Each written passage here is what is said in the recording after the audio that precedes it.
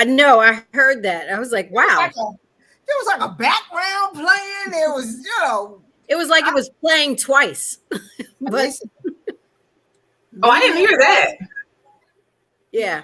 I just want you to just, every now and then, I just want you to check in with Earth. You know what I mean? You can't do it. You can't do it. Background noise. Just once in a while, I want you to check in with Earth. Okay? Once in a blue, just take a peek out the window and say, Earth, world, what's happening? Welcome to another episode of the GYST, because when it comes to life, love, and the pursuit of happiness, sometimes you just need a moment to get your shit together. Apparently, so do we, especially Stephanie, okay? So, what's up, ladies? How was your weekend? It was good. My weekend was good. It was busy. I was like, I think we were talking a little while ago. I had my niece's baby shower that I was at. So that was pretty exciting. And Halloween, my 4-year-old, this was her first time going trick-or-treating. So that was fun. Nice. I mean, I only took her to, okay, let me back up. I didn't take her. I sent her with her brother. And she only went to 2 neighbors that we know and came back. That was enough for her. Oh, wow. She didn't do like the neighborhood? No, I don't know all the people. Listen, I've never been a fan of wandering around asking strangers for candy. So I wasn't sending her around to just strange people's houses. No, just, the couple neighbors that we know right here. I mean, and we do still have a pandemic going on. So I need that to be people I know. So no, we just took her to a couple of houses. And remember, she has a peanut allergy. So again, she can't go around collecting a whole lot of candy she can't eat. So no, just a couple of houses, but that was a lot of fun for her. She'd been talking about it since yesterday. So it was a lot of fun for her. She had a good time. Nice. I like watching Halloween, just not participating anymore. Mine are old enough now. Look, I get a bowl of candy and I put it on the porch with a little sign that says Happy Halloween, boo. And I put it out there. Look, I don't care if you take 1 or 50. I don't care. Right. If you take the bowl, oh well, turn off the light. Jackpot. Good for you. Okay. He said, Happy Halloween, boo. Okay. I go back around 10 o'clock and collect whatever's left. Oh well. I cannot. Well, that sounds like a fun. It sounds like a fun house to visit for Halloween. Good times. Good times. Listen, it's crazy because Halloween was a big deal. Oh my God, when we were growing up, it was a big deal. Although our costumes were homemade, okay, most of them were homemade costumes. Or they were the plastic ones from like Woolworths that would cling to you. And they were like, homemade hookups, but that's cool too. If you wanted a cape, that was a towel with a rope. You say a towel with a rope. That was like a towel with a rope, I was a Supreme almost every year. My mother had this last lone wig from 1960. She wasn't even a wig wearer. One lone wig. Every year I was a Supreme. Plop the wig on and go. Ain't no mountain high enough. Right. We getting the show. Girl, go get the wig. Go get the wig. Go get the wig, girl. Go get the wig. So yes, and I forgot to say in the beginning, I'm your host, Kate Bellamy, and I got co-hosts Val and Stephanie in tonight. So here's what happened, and I want to give a shout out to Desi because I was on with her right before this, and we were on WURD. So a shout out to WURD too. I go on there a lot, and so I have a lot of fun in doing different shows on WURD. So I was on with Desi, and one of the topics that we were talking about was, is love enough? So when it comes to our relationships, is it enough? And when we look at it, because we throw around the term love a lot, we say it often, most of us do in some capacity. We say, but what does that actually mean? what does it actually mean? When you say, I love you, what does it mean? And so, and I'm going to share a story that Desi shared also, is that, she was dating this guy, and about 3 months in, he came and said, I love you. But she was like, I'm not going to say that because that's not where I'm at right now. And just like that, he was like, you know what? You ain't the person I thought you were. Yeah. Because love isn't enough. And it's not even close to enough. And I've said this for a long time. No, it's not enough. It's just not. And love is an action word. So for him, love was a feeling. Yeah, I like you. I love you. Like, I love carrot cake. Well, I love carrot cake. I love carrot cake. I do love carrot cake. I do. Right. I will still tell that story. So that carrot cake I got at Kay's house that time. But okay, so when it comes to love, okay, so we get married, we're in relationships, we go before God and all of our family and friends, and we say we love you until death do us part. We love you. I love you through sickness and health. I love you better and worse. I love you. What does that mean? Like you're saying, it's an action word, so it's attached to an action. So what happens when I'm no longer performing that action? Does the love go out the window? Well, see, I think it depends on, like we're saying, it's an action word, but it depends on what it is. I mean, there's a lot that goes into it. I mean, love, yes. I mean, there's some action to it, but there's also some feeling. There's a chemistry about it. And like you mentioned, I think, Kay, a few minutes ago, we kind of throw that term love around a lot. I find people say I love you a lot quicker than they did back in the day. So sometimes you got to wonder, is it really love, or it's just an easy word to say now, I love you. I mean, like you tell the story about the 3 months in, the guy's like, I love you. She's like, I'm not loving you. And then when he so easily can walk away, well, maybe that wasn't really love. Maybe it wasn't really love that he was feeling. It might have been some strong infatuation, but we've kind of blurred all the love, the words now. We don't just like people anymore. Like everybody's got to be in love immediately.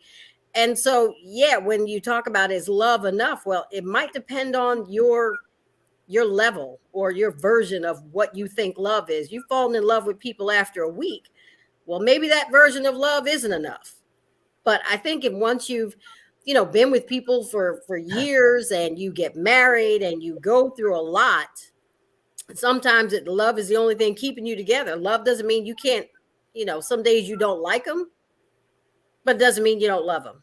So it depends. It depends on what's happening. But when we say that, so even when we say that, it's because I think there is a blurred line or a very thin line with love and caring. So I can completely care about you. But then when does that, like you said, if I met you in a week, we look at somebody who says, I've fallen in love in a week. I met him a week ago and I'm in love. Why can't that be true? Where is the line that says love happens in 60 days or 2 years? Or what determines that? There isn't. And I mean, I'm sure we probably all know. I know some people who met a couple weeks, a month later, got married and are together today, 30 years later. And then you find people who that didn't work. So I don't know. I'm not suggesting that time is the determining factor, but I am saying more often than not, you have to give it a little time. But there are some people there's always exceptions to a rule. So yeah, there are people that can meet and truly be in love and it lasts forever. And then sometimes you have people who they meet and take their time and 5 years later, and then they don't like each other. So it depends. Right. But is there like a timeline that says, is that my phone buzzing or somebody else? No, that's me. I was trying to ignore it. It's not me. Right. What in the world? Like this. And I'm like, what is that buzzing? I knew it was Steph. I knew it because she was the only one of us not looking around. He's just looking straight at the camera, like pretending I don't notice. Meanwhile, Kay glance down. I glance down. Like, she's the only one not looking. I was like, he's looking in the camera like this. Like, I don't hear it. I don't hear it. I don't hear it. Hear what? But okay, so going back to the love thing, because again, we are very critical and we're judgmental when someone says, I met someone a week ago and I'm in love. Yeah, because I don't believe it. right. I don't believe it. But at what point do you believe it? Is it a year? Is No, it 2 years? I believe it when the actions align with the word, right? When what you are so doing. what are the actions that are assigned to love? So someone said something to me one time, and it was so profound. He said, the opposite of love isn't hate. The opposite of love is selfishness, right? So when that individual becomes selfless, you know, and we're talking about love between, you know, partners, men, women, you know, for me, men, women. When you are willing to do the things that you know I need in a relationship, right? Without me having to beg, browbeat, fight, cry, you know, all this kind of stuff. When I know that in this relationship, I am first. So I don't have to guess, okay, where do I come in the hierarchy? And I'm not saying put me before your mama, you know, kind of thing. But I know that if there's a question between him going out with his friends or doing this thing with me I really want, it's really not going to be an issue. And that's just a simple kind of explanation. But he finds it important enough, our relationship, to put it first. It has a place in the hierarchy of his life. Mm-hmm. So, okay, so there's an action attached to love. So you're doing these things to show that, you know, there's love here. And then that takes a certain amount of time for you to determine that it is love. I don't know that it takes a certain amount of time. And I just got to share a really quick story because Stephanie, when you were just talking about, you know, that someone becomes selfless. And I remember years ago, I was dating this guy and we'd probably been together for a few months or so. And I think, were we saying I love you? I think we might have been. Who knows? I can't remember, but I believe we were. But anyway, so one day I spend the night at his house and the next morning there's a snowstorm. So I got to go to work. So I get up, I get ready, and then I come out like, okay, I got to go clean my car, clean the snow off my car. And he's sitting there. I forget what he was doing. And so I went and cleaned the snow off my car. I'm taking notes in my head. I clean the snow off my car. I come back in and he's like, okay, well, you know, give me a call. Let me know you got to work. Okay. I never spoke to him again. Never. Because I thought to myself, how are you professing all of this affection and care and love for me? And we wake up in the morning, my car has snow on it, and you don't offer to go out and clean the snow off my car? No. Let me know when you get there, all right? Girl, I never talked to him again. Never. But Right. okay, so because to me, love is really, really, really about commitment. And I say commitment because in every relationship, no matter what you deemed in the beginning, in the middle, towards the end, it will change. So that thing that you loved about them in the beginning, somewhere down the line will change. Oh, it's absolutely going It's to going change. to change.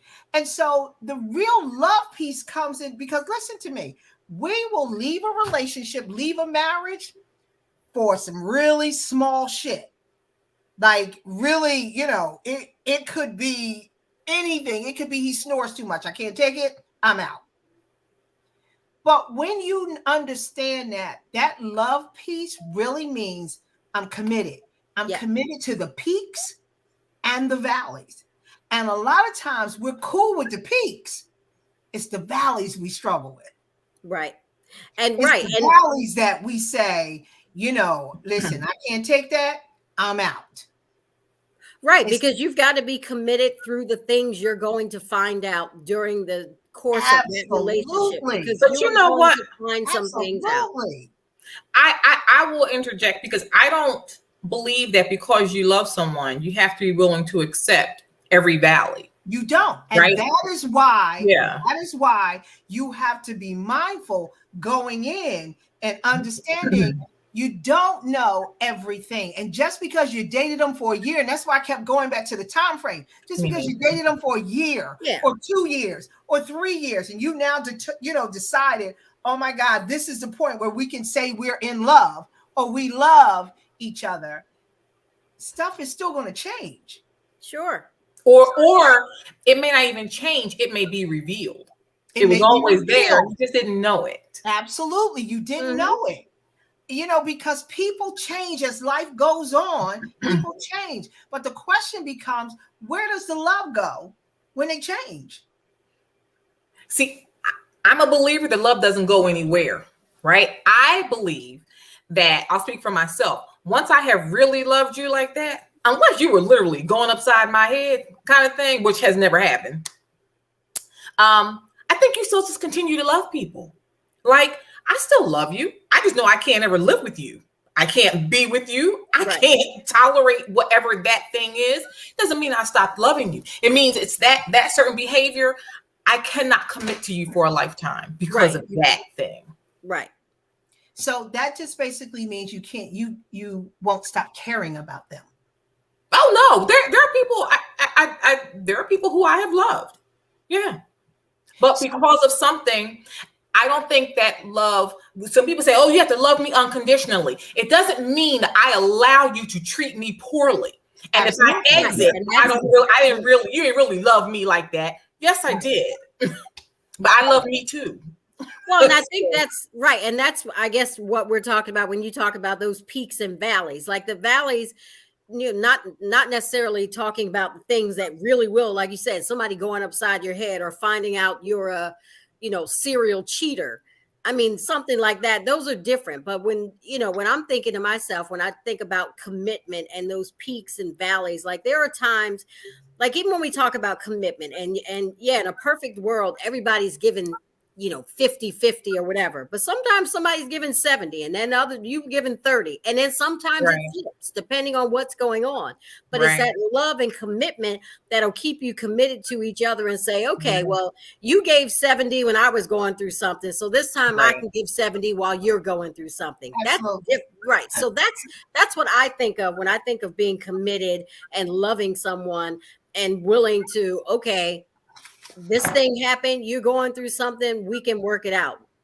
Like I said, those other things notwithstanding, like, oh, okay, well, you're a serial cheater and you just that's just who you are. No, I'm not going to live with that.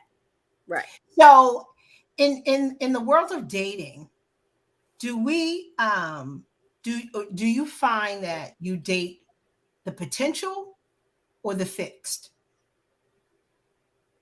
So you see the potential. It may not be everything you want, may not be all the check boxes on your list, but you see the potential.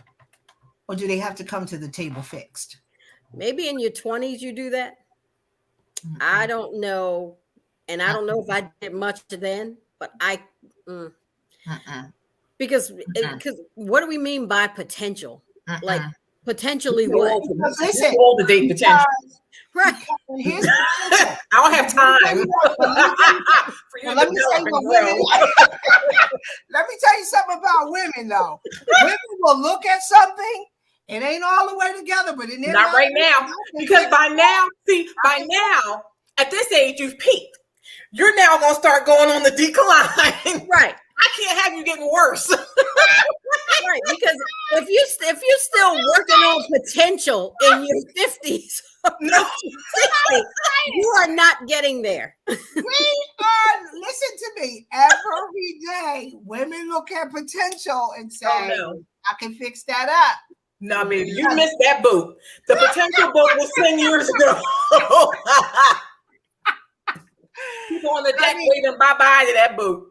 And it was crazy because the producer on the show, he gave a really great analogy. He was like, listen, you either, come with the refrigerator empty or you come with the refrigerator full. That is such a man thing. Like, what do you, and listen, I was like, look, but unfortunately, because we look at this love thing as something that not even so much for ourselves, and it really should be really deep for ourselves,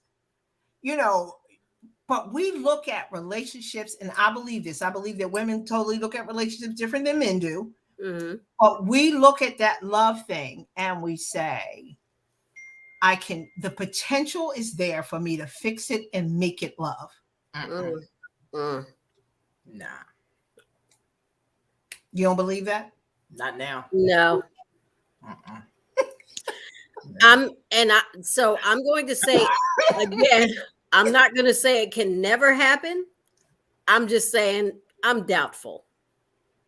And I don't think people change until they're ready to change or until what they're doing no longer works for them. So what a woman might be looking at a guy and say, "Ooh, he's got potential. I can get him to do this. I can be this kind of guy." Listen, the kind of guy he is working for him. And he's not changing that for you unless he decides you're worth changing for. And if that's the case, you won't need to fix him. He'll do that. We're not talking about, when you say potential, someone who's saying, you know what, I want to strike out and start a business in this area. I want to change careers and do this. You know what? I think I want to get a bigger house or a smaller house, whatever that. I'm talking about issues you have. Like, he ain't never been a good father. Okay. At 50, he's not going to start being a good dad to his 6 kids, most likely. Right. If you've been a trash dad all these years, you're going to keep being a trash dad. If you've been a rotten son to your mama, you ain't going to turn around all of a sudden now and be, But then what is the fixed? What is the fixed? Whatever your boxes are, whatever your boxes are that you check. And I literally do have like boxes. Like what's on your box? What's on your list? So certain things. He has to be and I say gainfully employed, and that makes it sound like he has to have this 9-to-5 job. He has to have and that's not necessarily the case. People have all different kind of ways of legally getting income. You have to have a stable source of income, whatever that is that works for you.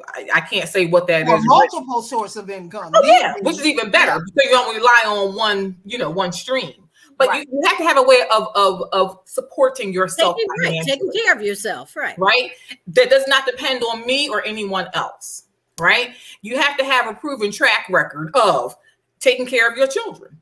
If you've got, I don't care if you have one child, if you haven't taken care of that child and he's now, 30 years old, and I don't know how he got through school, I don't know what he did. That's not a good checkbox, right? You're not going to check that box of being responsible. Can I pause there for 1 second? Yeah. Does a red flag go up for you if you meet a guy who's, 40, 50 and doesn't have any children? No children, never been married at 40. I'm asking why. That's a red flag to me. No children, never been married at 40. It's a red flag. Because I don't know how you escape it today. She said escape it. I don't know how you got by that. How'd you miss both of those boots? Red flag? I don't know. Like when we say, I'm definitely digging.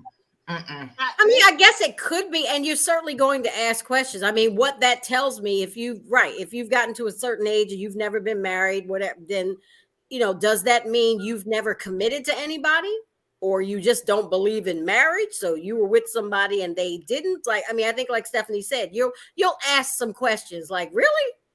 How are you 45, 50 years old, never been married, never had any kids? Really? Are you sure you don't? Are you sure you don't have nothing out there? I need you to surf the web and see if anybody looks like you. Or tell them, I'm not just talking about the ones you take care of, even the ones you don't. Are you sure you don't have any? That would be kind of hard to meet someone at this age and they've never been married and never had any kids. It's like, wow, that's Or the other one is that I've had this conversation with a friend. The big red flag. You got 4 kids, 2, 3 children's mothers. Never married any of them. That's most. And they are out there, plentiful. Oh, sure, yeah. Yeah. Oh, you're like, wow. All right. What else? You're a commitment phobe. What else is on your list? Me? Stephanie? Yes. What else is on your list? I don't have a list. I'm married. Yeah, so right. Val's list that you're my husband. Check. Right. Exactly. Short list. Yeah. What else is on your list? You have to have your own living accommodations. And that doesn't mean that you have a room in somebody's house that you pay them $100 a week for. Well, that's his own living accommodation. No. I mean a place that is somehow, whether you're renting or mortgaging or whatever, I don't care. But you have to have a place that you turn that key and it's yours, kind of thing. Okay, I'm gonna go again. He can turn the key. He can have a key to his mom's. He can have a key. And living with your mother. No. Living with your mother is not allowed. Your mother moving in to live with you is a different scenario because now you're helping your mom. But you I'm sure that's the story he'll tell you. You know what? This is why. No. I'm sure that's the story he'll say. No, and his mother will go along with it. This is why you have to be careful because they will tell you those stories. Oh, I'm living here with my mom to help her out. Are you really? Let's find out some more. Let's start digging a little bit more. And sure enough, you find out that's not the case. He moved back in with his mama to help him out. When it comes to love, are men more sensitive than women? When it comes to relationships and love, are they more sensitive than women? Some are. I think they're more sensitive, period. I do too. I do too. Period. But they come across circle at the end. Period. They come across like they're not. Right. They come across like they're not, but they are the most sensitive creatures. And here's why. Because we are accustomed to rejection way more than they are. And the sensitivity really comes from ego and rejection. You understand? Mm-hmm. Because if you just look at the men to women ratio alone, their rejection rate is minus 10 because they have so many options. That's why I said potential versus fixed, because a man will look at a woman, if he's got to fix her in any kind of way, he don't want her. Mm-mm. He don't want her. Because he got 20 other options that's already fixed. We, however, he got 2 teeth missing. He got, he 5'2". He worked, for the city, he lifting trash or whatever. Like, I could get him a good dental plan. I can get him and fix it up. And we can get him a dental plan on the marketplace. Suit on him and you know what? He's probably the nicest man in the world. And we will look at it and say, oh my God, I can fix him up. He can whistle while he works. He can like a little dwarf.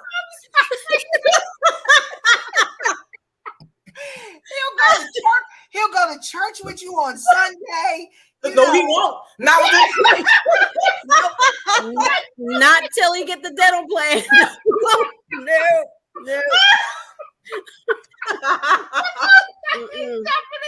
No, he won't.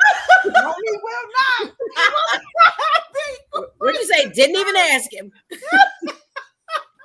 Listen, I'm saying to you, because they already gonna be as tall as that. They already gonna be looking at me because he's 5'2". All right, they're already gonna be looking. Listen, but men will look at a woman, and if her teeth missing, or she got or she toe up in any kind of way, not interested. Yeah, no, not doing her at all. It's true. Not doing her at all, because these other 12, 15 over here. Right. I can make that work. Right. We look at the fixer-upper. Because our options on most days Make I'm us slim say, to none. right? Because listen, and that is what makes us settle into the fact, you know what? I'm good. cool. I'm good. No, I'm good. I'm good. Yeah, I'm good. You coming to the party with somebody? Nope, just me. Just me. I don't have plus one. Nope. Don't have And it. okay with it. I'm good. I'm cool. I'm cool. Well, I drove myself. Look, I drove myself. I drove myself. because when it's time to go, all I had to do was get my little bag. Exactly. Get my coat, get my bag, and I'm out. I don't have to worry about it. But just to, before we wrap up, just to talk about this love thing, we throw it around, and not throw it around, we use it a lot. We use it often. We do. And love plays such a huge role in our lives from the time we're born into the world. Sure. Our parents love us first. They love us first, and that's a maybe. And then as we go, Right. because that ain't always the case with every child that's born into the world. No. And, and then we transition into these places where we start to develop friends, and we think that our friends care about us and they love us, and they worry about us and they think about us and all that kind of stuff. And then you transition into relationships and all of this. And so love plays such a huge role in our lives from beginning to the end. But no one has solidly, and I think it's an individual thing, has been able to narrow down exactly what that is. And basically, it is caring for sure. It is caring. But what's the difference between caring and loving you? Caring about you and loving you. Yeah. I care about my dog, And you love your dog? You love your dog. You do love Davidson. You do. Well, yeah, like a dog. See, you still love him. Right, but that's what I'm saying. I don't think they can be separated. I think love you the way you love the way you love. Hell, I love a pair of shoes I got. Like, I love them shoes. Love them. Different. That's I love those shoes. Right. Just like Stephanie loved the carrot cake, but listen, that carrot cake. It's a good piece of carrot cake you can fall in love with. I'm not gonna lie to you. Yeah, but it can't fall in love back. So that's a different. Are you sure about that? Because I think I over here. I am. Listen, I'm sure the carrot cake is saying thank you. But I'm saying that the whole love piece and how we define that and how we see that in our relationships plays a huge role in how our relationships will play out. Yeah. And how we see what we call love. Mm-hmm. And is it enough? Is it enough for you just to love me? And what does that mean? That you care about me, or you think about me, or you do things for me? Is that enough? Is that enough that you show up, you put the trash out every single night, every trash night, you put the trash out? Is it because, if I ask you to do something, you'll do it? Is that enough? It's all of that. I believe it's all of that. Right. Because if it doesn't include all of that, then what is it? Right. Right. And people think that you can pick, but it encompasses all of those things. Right. All of them. It does. But the bigger question becomes, when those things and those actions are not happening, where does the love go? Well, again, I think that depends on how long you've been together. I think when Stephanie said earlier, sometimes the love doesn't go anywhere. You've just decided there are some behaviors I can't live with, but it doesn't mean I won't continue to care and love you forever and Right. care about what happens to you and where you are and that you're okay. I just need to know you're not at my place. Right. And that's when love flips to the feeling. It's no longer attached to the action, because I don't have to do anything else for you if we're not together anymore, but I can still love you. But you probably would. Feeling. But you probably would. I mean, because if you think, like we talked about, if you may decide you can't be together, but does that mean I won't do things for you if I know you need it, or you won't do it for me if I need it? But I may not even need to, but I still feel for you. Right. I still feel for you in a loving way. So I think it's both. I think it is attached to an action, but I think it's also a feeling too. You hurt when other people hurt. That's love. Mm-hmm. That's love. Absolutely.